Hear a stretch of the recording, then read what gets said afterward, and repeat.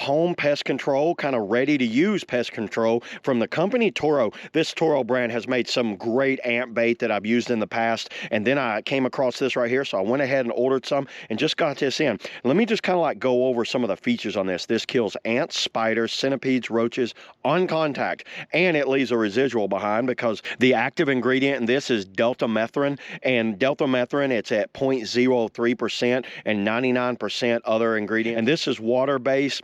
And this is effective up to 25 different types of insects, you know, and it's got a little asterisk there that says German cockroaches. Outdoors, so indoors, it's cockroaches, ants, box elder bugs, centipedes, crickets, fire brats, fleas, palmetto bugs, silverfish. You know what? The list goes on. And what you get a little set of them. Every pest control, every type of home pest control or anything like that will always have a list of insects and how to use it. And what I'm going to do, you can always just take this off after you read it, because it's basically the same thing. Directions for use in a ventilated area.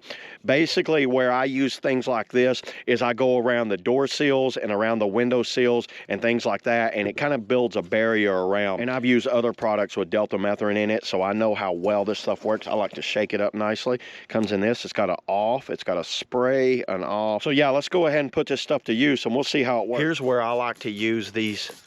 I spray along this area here, just like this right here. The same way with these windows.